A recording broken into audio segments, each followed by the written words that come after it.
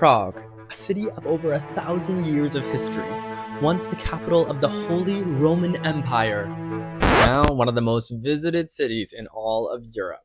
Seriously, more than 8 million tourists come here every year to wander its cobblestone streets, cross the iconic Charles Bridge, and marvel at a skyline full of Gothic spires. But with all that hype, is Prague still authentic at all? Is it still worth visiting? Or has it just become another overcrowded tourist hotspot? Mackenzie and I wanted to find this out for ourselves, so in one day, we joined 2 different walking tours. We're diving fully into the city's culture and history and taking on thousands of steps to see if Prague is overhyped or if it's still worthy of its title as iconic travel destination.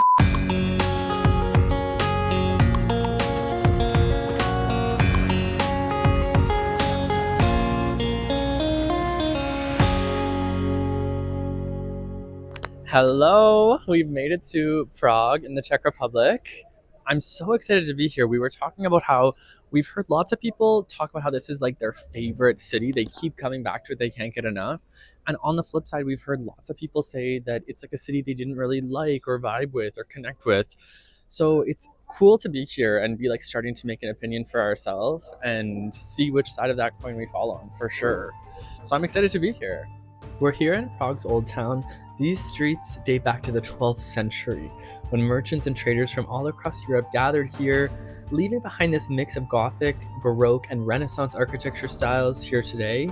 Old Town is also the main tourist center of the city, so it is quite crowded in general. At the center is Old Town Square.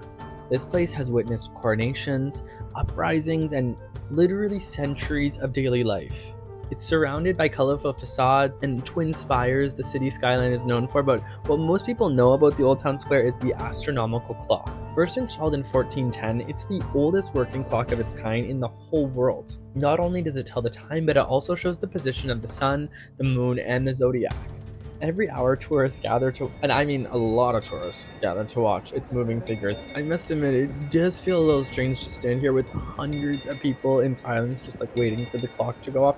I have to put my feet in the shoes of people 600 years ago when this type of mechanical movement in a clock would have been absolutely incredibly magical, and that makes it a little more magical today.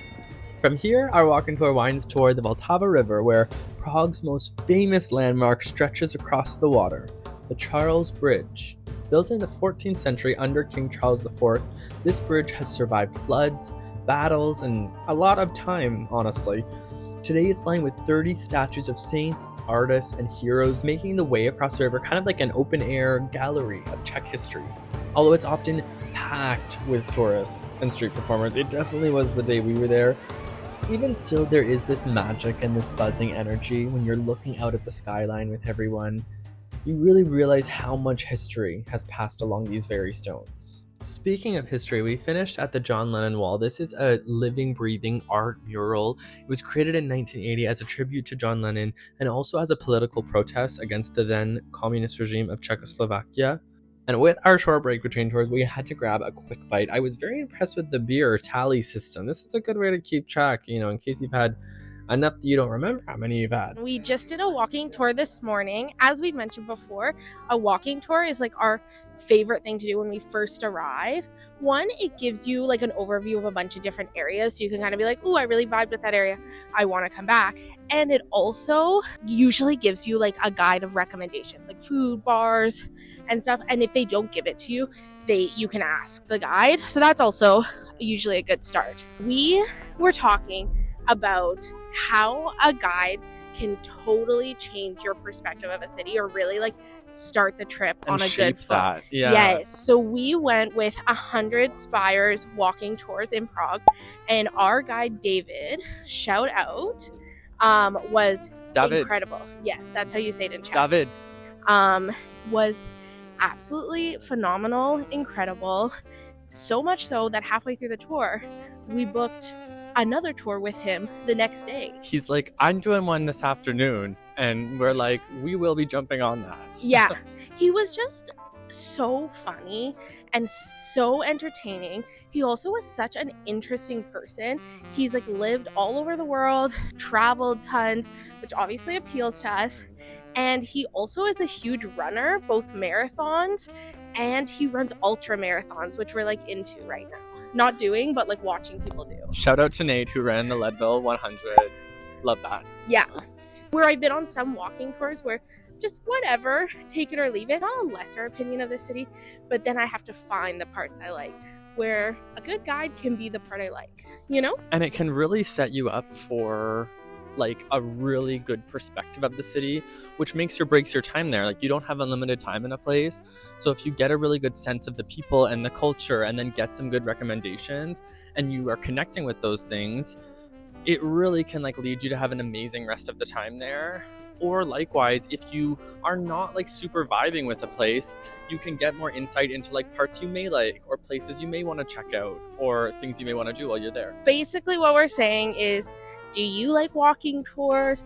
Do you have a walking tour guide that like stands out to you? We definitely do. Like we can even remember from like 2017, our first trip, we have guides that like I still remember things that they say and think about.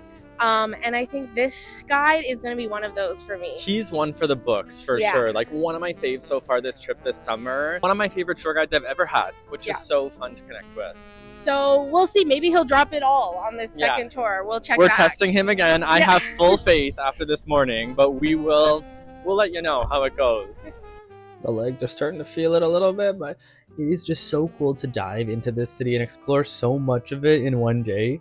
Looking out over Prague from above, it's easy to see why this city has earned so many nicknames. The red rooftops sprawl out in every direction, cut through by the winding Vltava River and stitched together by its famous bridges. From here you can spot the contrast that makes Prague so unique. The medieval heart of Old Town, the orderly grids of the new town built in the 14th century, and the Baroque churches tucked between them. No wonder the city is called the City of 100 Spires. Although in reality, there's more than 500 spires. Can you count them all?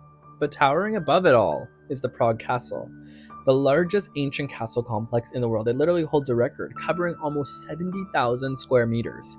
It's less of a single building, more like a city within the city.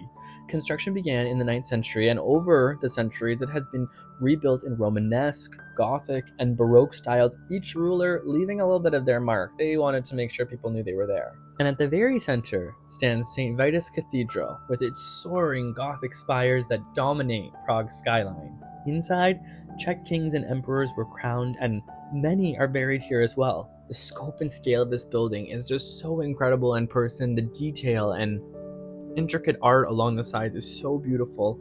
The nearby colorful Golden Lane even used to house castle guard and writers and alchemists, which adds to this magical, mystical feeling of the castle grounds. Gotta be real though, there's also a Starbucks on castle grounds now, a little less mystical and magical. Though the castle still maintains its place as a beating heart of Czech identity. It has housed medieval kings to Habsburg emperors to modern day presidents. Walking through the courtyard today, you're tracing over 1,000 years of history in a single afternoon. Whew, it's a lot on the legs.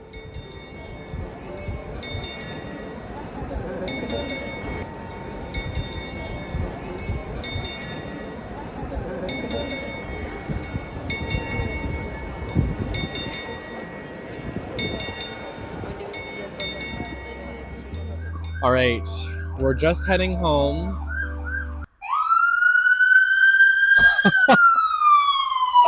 We're just heading home. We finished our second walking tour of the day. What did you think of our guide? I think probably one of, if not the best guide on a walking tour I've ever had. I agree. I just found him so fascinating. Like, I would love if he did a walking tour of him and his life. Like, I found him really fascinating. I would love to go to dinner with him and chat and ask him more questions. I found myself asking questions about the tour and like stuff we were doing on the tour, but equally as much about him. Like I was like, so tell me, what was your favorite marathon you've done out of the 49 marathons you've ran? I know. And like, tell me about your kids. It's like, he was just such an interesting person. He had lived so many places, which was really cool. And like lived places for like 2-3 month stints and things like that, that were like unique things. He was telling us that last year he did a 3-month hike with his wife and kids in, where was it? In, not Georgia, that was the bakery we went to. Somewhere in Africa, I think. Yes, like just the most unique places and most unique like style of living, which was really cool. Place your guesses how many steps we've done. I'm gonna say after that little walk back, maybe like 15,000. 18,000. 12.7 Wow. kilometers, 6 floors.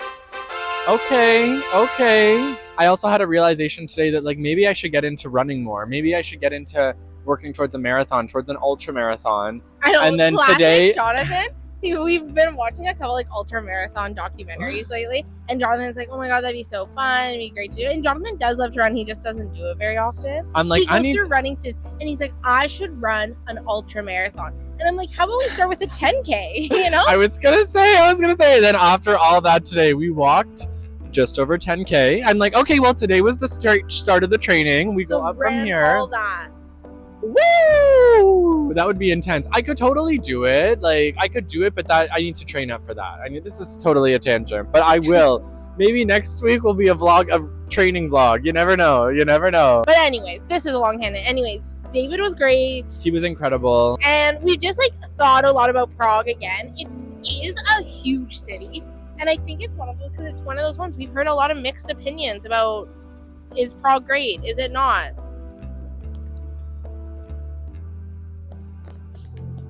Also, this lighting is getting terrible by the minute because my face is half shaded. What are your thoughts? Quick. But the Prague, do people like it? I think a lot of it would depend on where you stay. Yeah. If you stay, I think right in the old town, like right off the main square, you would feel like it's very touristy. Or if like you only have gone there in the midday. But we're in Newtown, and Newtown is lots of locals, little more like local bars, local restaurants, all that. Even this morning when we were walking towards our first tour, like there was local people going to work. There was local people like clearly going towards public transit. Last night when we arrived oh my god, sorry, I'm burping in the mic. Last night when we arrived kind of late, You better keep that in. no! Always. Last night when we arrived kind of late, baby. Sorry, sound. That's me. Last night when we arrived kind of late, there was even like tons of people like waiting at the tram station near our hostel, and they clearly were like going home or had been out with friends and stuff. It just has a very different vibe as soon as you come over into Newtown. And then same with we were across the river, which is still very like I still think there's lots of tours and there's lots of tourist attractions such as the castle. The whole castle district. Yeah, the castle district. The John Lennon Wall was over on that side. And even some of the restaurants over there were slightly more touristic, but it was like a chill vibe. Yeah, our tour guide, thanks David for this. Shout out.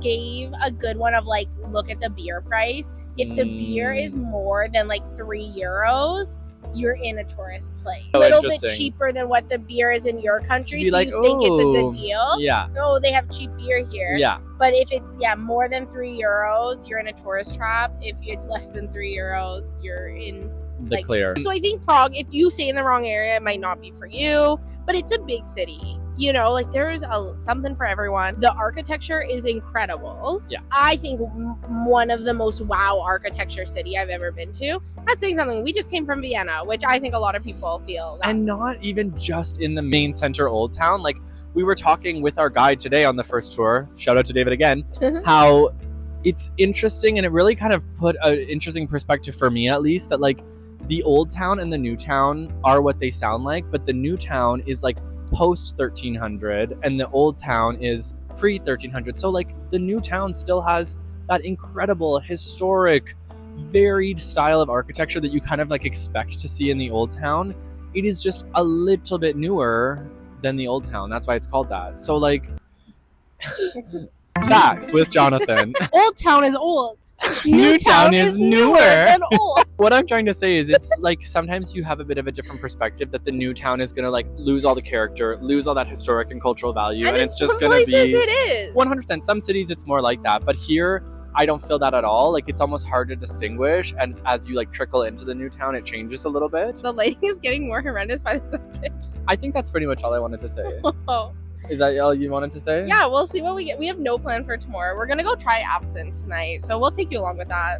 We'll see how that goes. I don't know if I should be filming myself in that state, but we'll bring you along. We'll bring you along. Like, try to find the good life. It's gone. Gave such a really great perspective about the city. Our guide was amazing, which always helps and gives you a really good insight into the people. What more we is get there to another say? tour tomorrow, I I'd would do probably it. go. We're gonna do a ghost tour tomorrow night too, but I don't know if it's with him. I don't No, think it's with not him. with him. We'll link the company below, Absolutely. and we'll also link.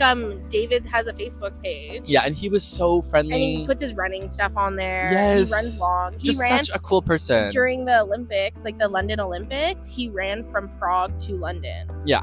He's like incredible. Yeah. Honestly, was my inspo, and I was like, oh, I hope to live a life like him one day. Such a unique, inspired life where he really like follows his instinct and follows his inspiration, and that really has changed his life in different chapters. But he's lived such an exciting life. It's really something that I aspire to. So shout out to David one last time. Now this arm is cramping, so it's time to say goodbye. We gotta go. The light is Next gone. time I see you, we're gonna be chugging absinthe. So we'll see you soon. Bye. Okay, so Prague is busy. You've seen really busy, but honestly, once you're here, you kind of get why. It's gorgeous, it's chaotic for sure, but it's fun and it just pulls you right in. We've only had a little taste so far, and I already feel like there's so much more waiting for us around the corner. So stick around, subscribe, because next week we're going even deeper into this city, and I can't wait to show you what we find. So I'm excited for this. Everybody knows that I'm a good girl, officer.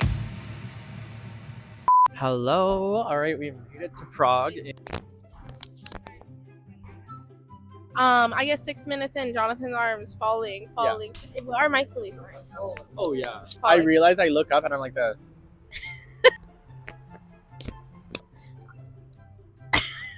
What happened to 2 minutes ago when we weren't fighting? If they're on their if this own. turns into throw up footage, like Help me.